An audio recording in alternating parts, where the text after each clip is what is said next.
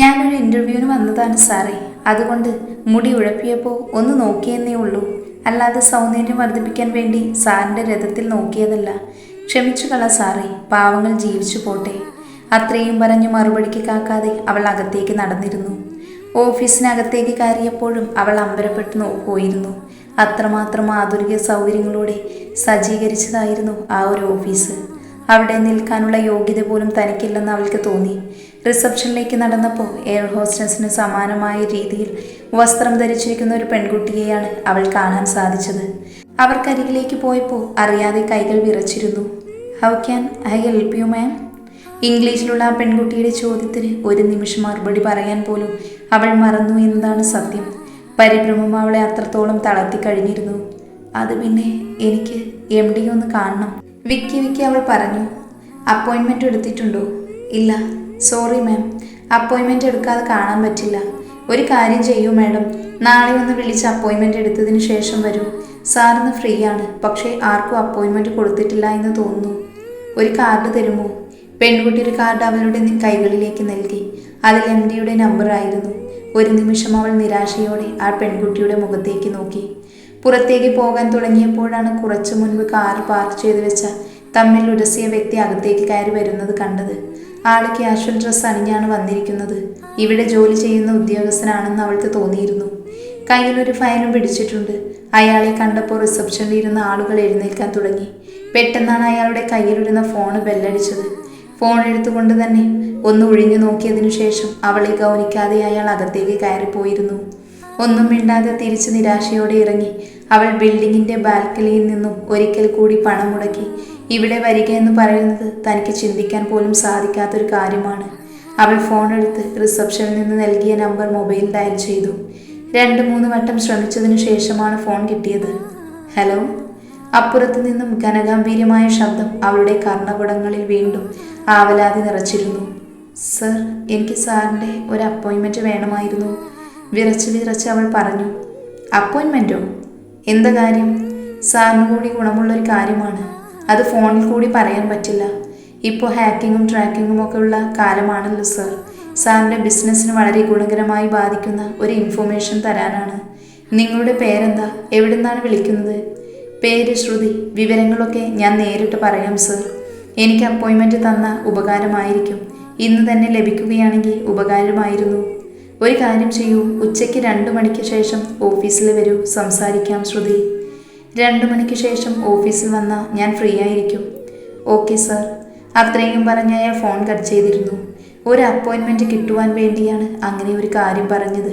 ഇനി കാര്യം എന്താണെന്ന് അയാൾ ചോദിച്ചാൽ എന്തു പറയുമെന്നുള്ള ഭയത്തിലായിരുന്നു അവൾ. വാച്ചിലേക്ക് സമയം നോക്കിയപ്പോൾ 10:15 ഉള്ളൂ. ഇനിയുമുണ്ട് 3.5 മണിക്കൂറോളം.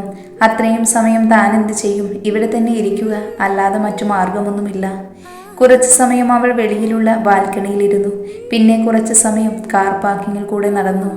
സമയം ഉച്ചിനെ പോലെ ഇഴയുന്നത് പോലെയാണ് അവൾക്ക് തോന്നിയത്. 1:30 മണിയെടുത്തപ്പോഴേക്കും ചെറുതായി വിശപ്പ് തുടങ്ങിയിരുന്നു. വെള്ളം പോലും കൊണ്ടുവന്നിട്ടില്ല. ഓഫീസിനരികിൽ വെച്ചിരുന്ന വാട്ടർ ക്യാനിൽ നിന്നും കുറച്ച് വെള്ളം എടുത്ത് കുടിച്ചു. തൽക്കാലം വിശപ്പിനൊരാശ്വാസം എന്നതുപോലെ.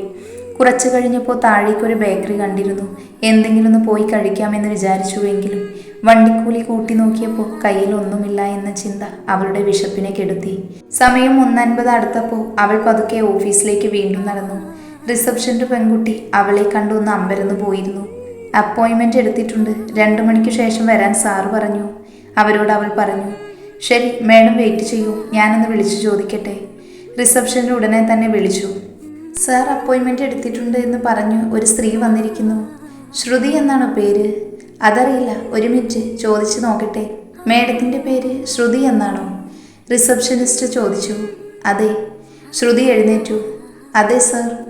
ശരി, കയറി വരാൻ പറയൂ. ശരി സർ. അകത്തേക്ക് ചെന്നോളൂ മേഡം. നേരെ നടന്നിട്ട് ലെഫ്റ്റിലാണ് സാറിൻ്റെ റൂം. സഞ്ജയ് രാമവർമ്മ എന്നാണ് പേര്. അവിടെ ബോർഡിൽ ഉണ്ടാവും പേര്. ആ റൂമിലേക്ക് ചെന്നാൽ മതി. താങ്ക്സ്. വർദ്ധിച്ച സന്തോഷത്തോടെയാണ് അകത്തേക്ക് അവൾ നടന്നെടുത്തത്. സഞ്ജയ് രാമവർമ്മ എന്ന് എഴുതിയിരിക്കുന്ന ബോർഡിനടുത്ത് അവൾ ഒന്ന് നിന്നു. ശ്വാസം നന്നായി ഒന്ന് വലിച്ചു വിട്ടു. അതിനുശേഷം ക്യാബിൻ തുറന്ന് അകത്തേക്ക് വിളിച്ചു ചോദിച്ചു. May I come in sir? ആരോടോ ഫോണിൽ സംസാരിച്ചു കൊണ്ടിരുന്ന ആള് പുറംതിരിഞ്ഞ് കൈകൊണ്ട് അകത്തേക്ക് കയറി വരാൻ ആംഗ്യം കാണിച്ചിരുന്നു. പുറംതിരിഞ്ഞിരുന്ന് സംസാരിക്കുന്നതിനാൽ ആളുടെ മുഖം അവൾക്ക് വ്യക്തമായിരുന്നില്ല. അവൾ ധൈര്യം സംഭരിച്ച് അകത്തേക്ക് ചെന്നു. Call back. ഫോൺ കട്ട് ചെയ്ത് തിരിഞ്ഞപ്പോഴാണ് അയാളുടെ മുഖം ശരിക്കും അവൾ കണ്ടത്. ഒരു നിമിഷം രണ്ടുപേരും അത്ഭുതപ്പെട്ടു പോയിരുന്നു. ദൈവമേ, ഞാൻ രാവിലെ അത്രയും ഡയലോഗ് പറഞ്ഞ് MD-യോടായിരുന്നു. അവൾ മനസ്സിൽ ആത്മഹത്യം പറഞ്ഞു തുടങ്ങിയിരുന്നു. അവളെ കണ്ടപ്പോൾ ഒരു നിമിഷം അവൻ്റെ മുഖത്ത് അമ്പരപ്പ് പ്രകടമായി. നിങ്ങളാണോ ശ്രുതി? അതെ സർ. എനിക്കറിയില്ലായിരുന്നു സാറാണ് സ്ഥാപനത്തിൻ്റെ MD എന്ന്. അറിയാതെയാണ് ഞാൻ രാവിലെ അങ്ങനെയൊക്കെ പറഞ്ഞത്. എന്താണ് നിങ്ങൾക്ക് പറയാനുള്ളത്? എന്താണ് എനിക്ക് യൂസ്ഫുൾ ഇൻഫോർമേഷൻ? താൻ പറഞ്ഞതിനെ മുഖവിലേക്ക് പോലും എടുക്കാതെയാണ് അവൻ്റെ ചോദ്യം ഉയർന്നത്. ആ നിമിഷം തന്നെ അവളുടെ ആത്മധൈര്യം ചോർന്നു തുടങ്ങിയിരുന്നു. സർ, ഇവിടെ കുറച്ച് വേക്കൻസി കണ്ടിരുന്നു. ഞാൻ ഡിഗ്രിയും ടാലിയും ഒക്കെ ചെയ്തിട്ടുള്ളതാണ്. ഡിഗ്രി BCom ഫിനാൻസ് ആയിരുന്നു. ഞാൻ ഇവിടേക്ക് എൻ്റെ റെസ്യൂമെ അയച്ചിരുന്നു. പക്ഷേ ആരും എന്നെ കോണ്ടാക്ട് ചെയ്തിരുന്നില്ല സർ. അതുകൊണ്ടാണ് ഞാൻ നേരിട്ട് വന്നത്. അല്പം മടിയോടെ പറഞ്ഞു അവൾ. താൻ അങ്ങനെയല്ലല്ലോ ഫോൺ വിളിച്ചപ്പോൾ പറഞ്ഞത്. എൻ്റെ ബിസിനസ്സിനെ ഗുണകരമായി ബാധിക്കുന്ന എന്തോ ഇൻഫർമേഷൻ തനിക്ക് തരാനുണ്ട് എന്നല്ലേ? ഇപ്പോൾ ജോലിയുടെ കാര്യമാണല്ലോ പറയുന്നത്. അവൾ നിന്ന് വിയർത്തു.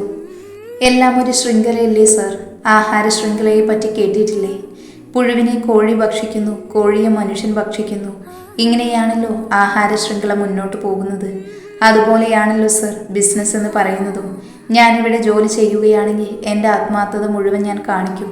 അത് ബിസിനസ്സിന് കൂടുതൽ ലാഭമുണ്ടാക്കാൻ വേണ്ടിയായിരിക്കും. അതിനുവേണ്ടി ഞാൻ എൻ്റെ ആത്മാർത്ഥത മുഴുവനായും ഇവിടെ ഇൻവെസ്റ്റ് ചെയ്യുകയും ചെയ്യും. അത് സാറിൻ്റെ ബിസിനസ്സിന് കൂടുതൽ ഗുണകരമാവില്ലേ? ആത്മാർത്ഥമായി ജോലി ചെയ്യുന്ന ഒരു തൊഴിലാളി ഏതൊരു ബിസിനസ് സ്ഥാപനത്തിനും ഗുണകരമായ ഒരു സമ്പത്ത് ആണല്ലോ. അതാണ് ഞാൻ ഉദ്ദേശിച്ചത്. അല്പം വിറയൽ കൂടിയുള്ള അവളുടെ വർത്താനം കേട്ടുകൊണ്ട് ഇടതുകൈ മുഖത്തൂന്നി അവൻ കുറച്ചുനേരം അവളെ തന്നെ നോക്കിയിരുന്നു. Are you kidding me? നിങ്ങളെന്നെ പൊട്ടനാക്കാൻ നോക്കുകയാണോ? അവൻ്റെ ശബ്ദം ക്രമാതീതമായി ഉയർന്നു. അവളൊന്ന് ഭയന്നു. സോറി സർ, എൻ്റെ അവസ്ഥ കൊണ്ടാണ്. ഒരു ജോലിയുടെ ആപ്ലിക്കേഷന് വേണ്ടിയാണ് വിളിക്കുന്നതെന്ന് പറഞ്ഞാൽ എന്നെ ഇങ്ങോട്ട് കടത്തിവിടാൻ സമ്മതിക്കുമോ? ഒരുപാട് ബുദ്ധിമുട്ടുകളിൽ നിന്നാണ് വരുന്നത്. ഒരു ജോലി വളരെയധികം അത്യാവശ്യമായ ഒന്നുകൂടിയാണ്. എങ്ങനെയെങ്കിലും ഒന്ന് രക്ഷിക്കണം. സാറിന് മാത്രമേ എന്നെ സഹായിക്കാൻ പറ്റുകയുള്ളൂ. എന്തെങ്കിലും ഒരു ജോലി. ഷട്ടപ്പ്! അതൊരു അലർച്ചയാണെന്ന് അവൾക്ക് തോന്നിയിരുന്നു. ഒരു നിമിഷം അവൾക്ക് വല്ലാത്ത ഭയം തോന്നി. ഇവിടെ നിങ്ങൾ നേരെ വന്നൊരു ജോലി ചോദിച്ചിരുന്നെങ്കിൽ ചിലപ്പോൾ ഞാൻ തന്നേനെ. ഇത് വക്രബുദ്ധിയാണ്. അത് ഈ ഓഫീസിന് തൽക്കാലം ആവശ്യമില്ലാത്ത ഒന്നാണ്. കൂടുതൽ ഓവർ സ്മാർട്ടായ ഇങ്ങനെ ചില മറുപടികളായിരിക്കും ലഭിക്കുന്നത്. സ്മാർട്ടാവാം, പക്ഷേ ഓവർ സ്മാർട്ട്നെസ് അതത്ര നല്ലതല്ല. ഇതൊക്കെ ഇഷ്ടപ്പെടുന്ന ആളുകൾ കാണും. പക്ഷേ ഞാൻ അങ്ങനെയല്ല. രൂക്ഷമായി അവളെ നോക്കി അവൻ പറഞ്ഞു. സോറി സർ, അറിയാതെ സാഹചര്യം കൊണ്ട് പറഞ്ഞു പോയതാ.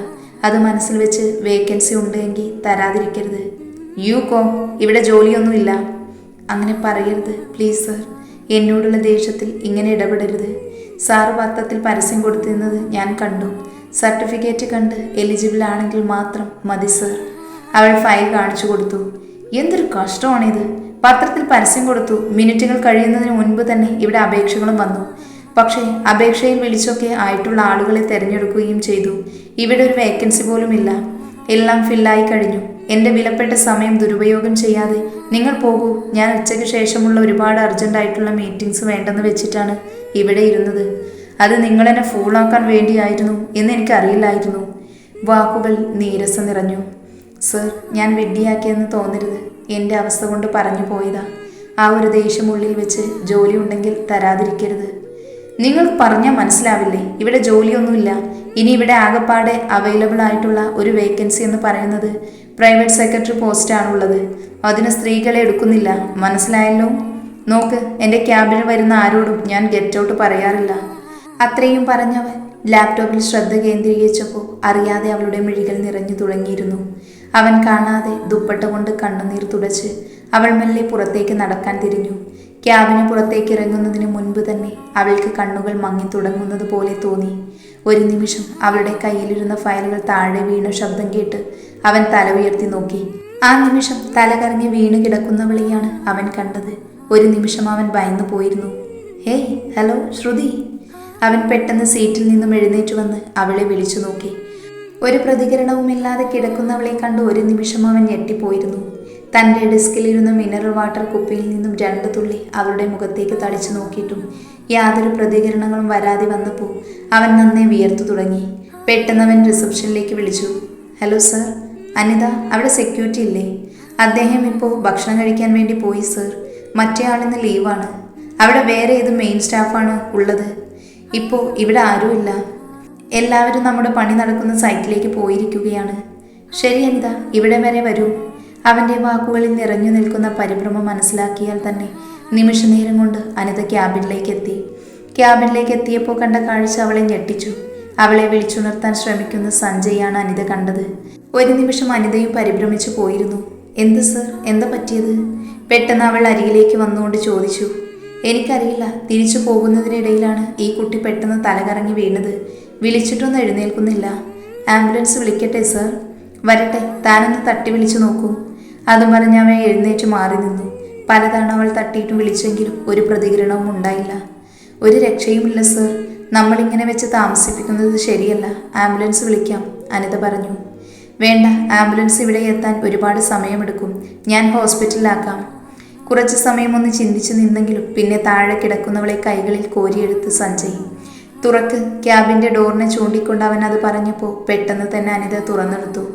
ക്യാബിനെ പുറത്തേക്ക് ഇറങ്ങിയ സഞ്ജയ് കയ്യിലൊരു പെൺകുട്ടിയെ കോരിയെടുത്ത് കൊണ്ടുവരുന്ന സഞ്ജയെ കണ്ട് ഓഫീസിലുണ്ടായിരുന്ന സ്ത്രീകളെല്ലാം അത്ഭുതത്തോടെയാണ് നോക്കിയിട്ടുള്ളത്. സ്ത്രീകളോട് സംസാരിക്കുന്നത് പോലും വിരളമായ ഒരു മനുഷ്യനായിരുന്നു സഞ്ജയ് എന്ന് അവരെല്ലാവരും ഓർക്കുകയായിരുന്നു. അകത്തെ കാറിൻ്റെ സീറ്റിലേക്ക് ശ്രുതിയെ കിടത്തി ഡ്രൈവിംഗ് സീറ്റിലേക്ക് കയറി അവൻ. പിന്നെ നിമിഷ നേരം കൊണ്ട് വാഹനം അവിടെ നിന്നും ആശുപത്രിയിലേക്ക് കുതിച്ചു. അനിതേ, ആരാത്? പെട്ടെന്ന് ഓഫീസിലെ ജീവനക്കാരിയായ വീണ അനിതയുടെ അരികിൽ വന്ന് ചോദിച്ചു. ഒന്നും അറിയില്ല, രാവിലെ മുതൽ ആ പെൺകുട്ടി ഇവിടെ വരുന്നുണ്ട്. സാറിൻ്റെ അപ്പോയിൻമെൻറ്റ് എടുക്കാനാണെന്ന് പറഞ്ഞത്. ഒരു കാർഡും വാങ്ങിയിരുന്നു. അതിനുശേഷം ഉച്ചയ്ക്ക് വന്നതാ. അപ്പോയിൻമെൻറ്റ് നൽകിയെന്ന് പറഞ്ഞ് ഓഫീസിലേക്ക് കയറിപ്പോയി. ഒരു 10 മിനിറ്റ് ആവുന്നതിന് മുൻപേ സാറ് വിളിച്ചു. ഞാൻ ചെന്നപ്പോൾ ആ കുട്ടി ബോധമില്ലാതെ കിടക്കുകയാണ്. എന്ത് സംഭവിച്ചെന്ന് അറിയില്ല. തനിക്കറിയാവുന്ന കാര്യങ്ങൾ അനിത വ്യക്തമാക്കി. എന്ത് സംഭവിക്കാൻ? ആ ദുർവാസാവ് അതിനെ പേടിപ്പിച്ചു കാണും. പേടിച്ചരണ്ട് പാവം വീണു പോയതാണ്. മനുഷ്യപ്പറ്റെന്ന് പറയുന്നത് അങ്ങേരുടെ ഡിക്ഷണറിയിൽ ഇല്ലല്ലോ. വീണ തൻ്റെ അഭിപ്രായം പറഞ്ഞു. എനിക്കത് തന്നെയാണ് തോന്നുന്നത്. അതിനെ കണ്ടാലറിയാം ഒരു പാവമാണെന്ന്. സാർ എന്തെങ്കിലും പറഞ്ഞിട്ടുണ്ടാകും. അപ്പോൾ തന്നെ ആ കുട്ടി ഭയന്ന് പോവുകയായിരിക്കും. പിന്നല്ലാതെ നമുക്കൊക്കെ പിന്നെ പരിചയമുള്ളതായതുകൊണ്ട് കുഴപ്പമില്ല. ഓഫീസിലിരുന്ന എല്ലാവരും വീണയുടെ അഭിപ്രായം കേട്ട് പൊട്ടിച്ചിരിച്ചു പോയിരുന്നു. ഈ സമയം അങ്ങേയറ്റം പരിഭ്രമിച്ചുകൊണ്ടാണ് സഞ്ജയ് വണ്ടി ഓടിച്ചത്. വണ്ടി ഹോസ്പിറ്റലിലേക്ക് കയറിയപ്പോൾ അവളെ കയ്യിൽ കോരിയെടുത്താണ് കാഷ്വാലിറ്റിയിലേക്ക് സഞ്ജയ് നടന്നത്. ഒരു നിമിഷം കണ്ടു നിന്നവർക്കൊക്കെ ഒരു കൗതുക കാഴ്ചയായിരുന്നു. എന്താ പറ്റിയത്? ഒരു നേഴ്സ് വന്ന് അവനോട് തിരക്കി. അറിയില്ല, പെട്ടെന്ന് ബോധം കെട്ട് വീണു. ശരി, ഡോക്ടറെ വിളിക്കാം. അത്രയും പറഞ്ഞ് നേഴ്സ് അവളെ കാഷ്വാലിറ്റിയിലാക്കിയതിനു ശേഷം ഡോക്ടറുടെ അരികിലേക്ക് പോയി. കുറച്ച് നിമിഷങ്ങൾ കൊണ്ട് എന്താണ് സംഭവിക്കുന്നതെന്ന് അറിയാത്ത ഒരവസ്ഥയിലായിരുന്നു സഞ്ജയ്. അവൾക്ക് എന്താണ് സംഭവിച്ചത് എന്നറിയാനുള്ള ഒരു ആകാംക്ഷ അവനിലും നിറഞ്ഞിരുന്നു. OPയിൽ തിരക്കായതുകൊണ്ട് തന്നെ കുറേ സമയങ്ങൾക്ക് ശേഷമാണ് ഡോക്ടർ എത്തിയത്. ആകപ്പാടെ അവളെ ഒന്ന് പരിശോധിച്ചു ഡോക്ടർ. അതിനുശേഷം ഒരു ട്രിപ്പ് ഇട്ടു. ആരാ ഈ കുട്ടിയുടെ ഒപ്പം വന്നത്? വെളിയിലിരിപ്പുണ്ട് ഡോക്ടർ, വിളിക്കാം. അകത്തേക്ക് കയറി വന്ന് സഞ്ജയ് പരിഭ്രമം നിറഞ്ഞിരുന്നു. നിങ്ങൾ ആരാണ് ഈ കുട്ടിയുടെ? എൻ്റെ ഓഫീസിലൊരു ആവശ്യത്തിന് വന്ന കുട്ടിയാണ്. പെട്ടെന്ന് ബോധം കെട്ട് വീഴുകയായിരുന്നു. എന്താണെന്നറിയില്ല. എന്താ ഡോക്ടർ പ്രശ്നം? ആവേശത്തോടെ അവൻ ചോദിച്ചു. പ്രത്യേകിച്ച് പ്രശ്നമൊന്നും കാണുന്നില്ല. BP ലോ ആയിരുന്നു. പിന്നെ കുട്ടി ഭക്ഷണം കഴിച്ചിട്ടില്ല. അതിൻ്റെ കൂടെ BP ലോ ആയപ്പോൾ ഒരു പക്ഷേ തളർന്നിട്ടുണ്ടാവാം. അങ്ങനെ ബോധം കെട്ട് പോയത്. കുഴപ്പമില്ല, 2 ട്രിപ്പ് ചെന്ന് കഴിയുമ്പോൾ ശരിയാവും. ഒരു 2 മണിക്കൂർ താമസം ഉണ്ടാകും. തൽക്കാലത്തേക്ക് ഒരു റൂമിലേക്ക് മാറ്റാം. ട്രിപ്പ് തീരുമ്പോൾ പൊയ്ക്കോളൂ. ഓക്കെ, അങ്ങനെ ചെയ്തോളാം. ഞാൻ ബില്ല് പേ ചെയ്തേക്കാം. എനിക്ക് പോകാലോ? നോ, അങ്ങനെ നിങ്ങൾക്ക് പോകാൻ പറ്റില്ല. നിങ്ങളല്ലേ കുട്ടിയെ കൊണ്ടുവന്നത്. അപ്പോൾ ഈ കുട്ടി ഉണർന്ന് ബോധം വന്നതിനു ശേഷം പോയാൽ മതി. എന്താ സംഭവിച്ചതെന്ന് അറിയണമല്ലോ. ഡോക്ടറുടെ മറുപടിയിൽ ശരിക്കും സഞ്ജയ് കുടുങ്ങിപ്പോയിരുന്നു.